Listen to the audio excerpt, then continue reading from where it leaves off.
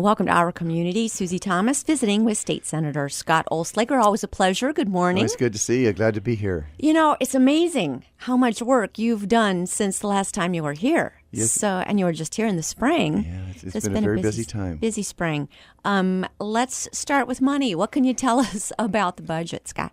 But there's been quite a turnaround in the state budget since last year. On May and June of 2017, when the budget got to the Senate, we were looking at a projected a little bit over $1 billion shortfall. So we had to work very hard to go line by line through that budget, reduce spending different ways, shift it over, and it is balanced. It was balanced as we passed it. But the good news is, just a couple of weeks ago, the surplus was resulted from that work allowed the governor to put $657 million into our state rainy day fund. Wow. Now it's at $2.7 billion. So just think about that for a minute. Within a period of about a year between us restraining spending and, of course, the economy is doing very well now, too. Right. We suddenly had this surplus coming in. So it's quite a turnaround, and we're very pleased with it. The $2.7 billion we have in there is very close to the top amount we're allowed to have in our savings account or rainy day fund, which is 8.5% of the general revenue fund. That's awesome news. But even to put this in more perspective, in the January of 2011, I think this number is correct, we only had 82 cents in the state rainy day fund. Are you serious? Yeah. So it's been quite a turnaround, and the economy's good. Is there a way to teach those tactics to the national people and get our country back out of the red? I wish they would try to do better down there, obviously. You know, we think about a $23 trillion deficit. I can't get my head wrapped around that number. I don't think anybody can. But luckily, in Ohio, our founding leaders said that the budget shall be balanced. And you do have to make some tough decisions to do that. You said something else. You said we went through it line by line. Mm-hmm. Is there something that we're allowed to do at the state level, like a line item veto or something like that? Say, okay, this all is good, but this, I see this as just kind of not necessary. This can go. You know what I'm thinking of? The movie Dave. Yes, I saw Dave. Yes, where they just went through the budget bit by bit and said, well, this is crazy. You know, this has got to go. And we're able to balance it. Is that what happened? Yes. Literally, the President of the Senate, Larry Alboff, and myself as chairman of the Senate Finance Committee, plus our staff people, when that budget came over, we got the spreadsheets out with the different names of the different programs, what it cost, and we went down through there. And fortunately, with the experience that people of Stark County have allowed me to have, I had pretty deep knowledge of most of those things that are going on, so we could actually work back and forth with staff people and go down through there to balance the budget. Now, to answer your question, the state of Ohio, the governor does have a line item veto, and most governors do exercise it. Governor Kasich has exercised that. Yes. I think it is a good thing. Now, obviously, the legislature could still override. In this particular budget, the governor did line item veto a number of items, and I believe he overrode 6 of them. So they just had a disagreement, even though we're all Republicans. It was cordial enough, but just a difference in philosophy of policy. But I think the line item veto does give the governor that one last ability to try to have his or her input into it, and I think it's a balancer. So is that something that a governor is allowed to do that a president, say, is not allowed to do? Yes, the Constitution of the United States does not allow for a line item veto. You've had many presidents in the past of both parties suggest you should have one. For one, yes. President Reagan kind of made that a cause when he was in and when he was out before he passed away, saying if he could just have that veto, because he had the line item veto as governor of California. Right. And it helps restrain spending, and it gives you a sense that there's a balance between those two branches for sure, and hopefully good things come of it. In fact, the budget's doing so well right now. After the first month, we're about $11 million ahead of our estimates, even after the estimates were adjusted upwards since we're doing so well. And so Governor Casey's come out and said, well, maybe we can do some things forward. He's thinking maybe we can, with about $360 million surplus that he projects, maybe we can do something already. I think we're saying, well, let's wait and see. Well, right, because I'm thinking, well, I know at our house, if something like that happens, certainly on a much smaller scale, but the first thing you do is, ooh, okay, what kind of fun thing can we treat ourselves to? So what kinds of ways are we talking about spending it, or are we just talking about saving it for a rainy day? He wants to take the rainy day fund up to the limit that I mentioned earlier, to the percentage limit. He also wants to increase the withholding, which is the amount that's taken out of our paycheck every month. A number of years ago, we did cut the income tax for every Ohioan by 6.3%, but we only increased the withholding per paycheck by 3.1%. So what then happens, of course, when we file our taxes in April, you'll get the refund if you qualify. So the tax cut's there, but we kept it. So he's talking about, well, let's maybe increase the withholding to the total 6.3% and withhold that way. But again, I think most of us are thinking, philosophically, that'd be great, but let's take a look where we are because the economy can turn very quickly. Oh, it can. It's a little fickle. Yeah, and we have to balance, so we have to be very careful. Right, and just to be ready. It's just wise. Yeah. Let's talk about school safety. A recent proposal on the ballot went down, kind of really in your face went down. What are your thoughts on why? I believe that what I heard, and this is the time of the year that I do every year, I walk through the community, stopping in a business, saying hello, seeing that keeps me in touch with what's going on. Plus, frankly, I get good exercise doing that too. Yeah.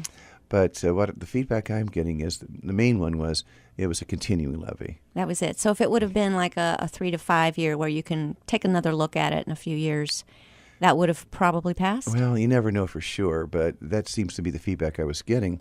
However, I guess Green did pass a similar effort in their schools, and it was time limited. So, but that was the main reason that I heard that people were concerned.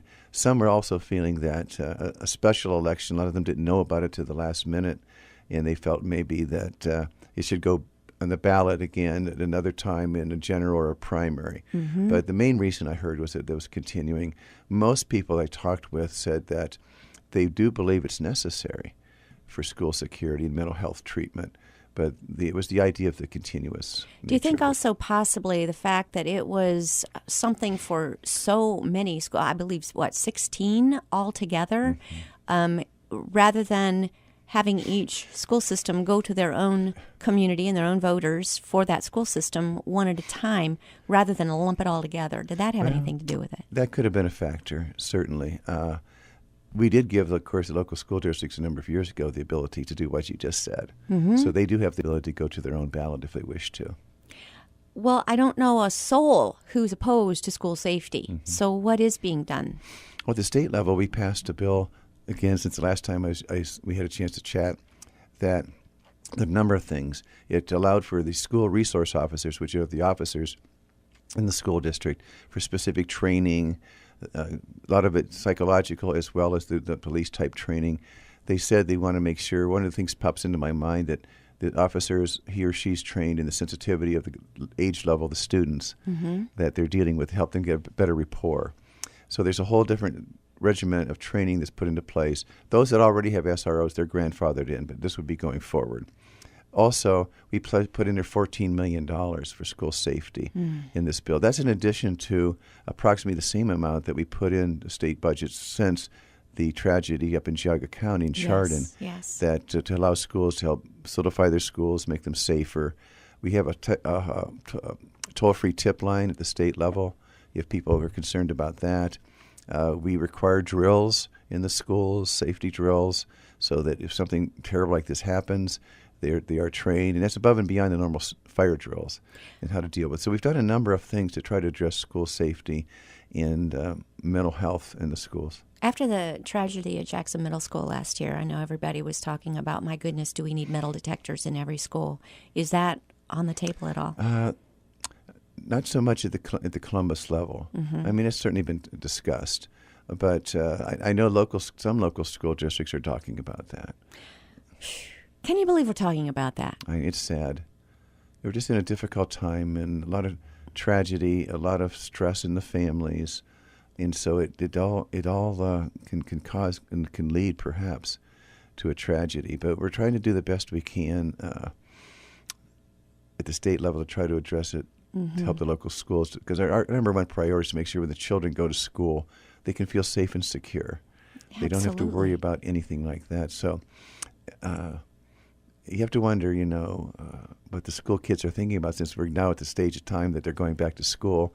I wonder if this is in the back of some of their minds or not. But we're all on the same team with this one. Yeah. And I know this. I'm quite certain the state will continue to do programming to try to help the local schools address this. Talk about the importance of working together and reaching across the aisle. I cannot imagine that this is political in any way, is it? But keeping their children safe. My goodness, the only thing they should be worried about is whether or not they can win the football game that weekend, and pass their social studies test. Exactly.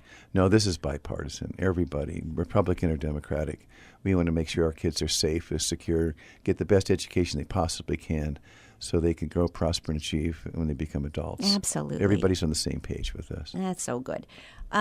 One thing that's always a concern then, of course, is the drug problem of fentanyl. You've been very involved in doing something about that.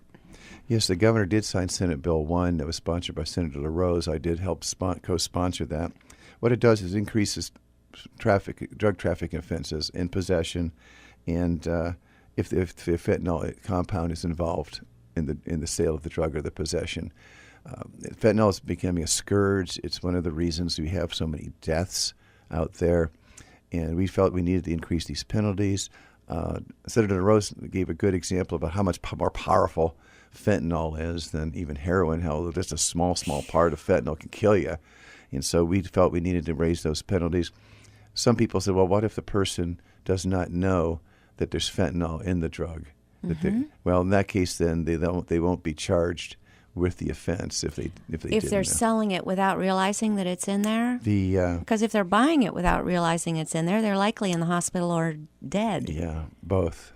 If they didn't know, if the possession charge wouldn't be brought, or the trafficking charge, that's how we finally left it. But most times, I'm told that they are quite aware what's in there, and so. Well, on the other end of that spectrum, then, is legislation about medical marijuana. Yeah. Where are we with that? The medical marijuana issue, we're working through it. The program was supposed to kick off on September 8th, but we weren't able to get there. The Department of Commerce, the Board of Pharmacy, other ones are working very hard. The State Medical Board to license people, for doctors to recommend, for people to grow it, to cultivate it, to dispense it. And so they're working through that, and there's been a number of people granted licenses. But the latest news is they won't be ready on September 8th. Now, as you know, the reason that the legislature passed that is because a couple of reasons. The first one was polling showed that it would pass if it went on the ballot. So we wanted to make sure that we passed it in a proper way so there's good regulatory guardrails on it. At the pharmacy level or dispensary level, at the medical level with the doctors and with the growing level, so we could keep a handle on what is out there. With the optimum word being there, medical. Right. This is only medical marijuana. Yes. This is not what they call recreational marijuana. No. This is just simply medical marijuana, and we also, so you can't smoke it, and this is so people can't grow anything in their backyard. That'd be illegal anyway, but you can't smoke it. This is going to be things that are digestible, ingestible, things like that. And what I hear is, and I forget what those initials are, but whatever it is that gives the high to marijuana, that is not in medical marijuana. Is that what I understand also? Okay. That's how I understand So this it. is not for any kind of a recreational high. We this all, is to ease pain. We worked very hard to oppose that issue. Remember, it was on the ballot a couple of years ago to legalize marijuana, recreational marijuana in Ohio. And I worked hard, others worked hard, and we went defeat down. it. We did defeat it. Yeah.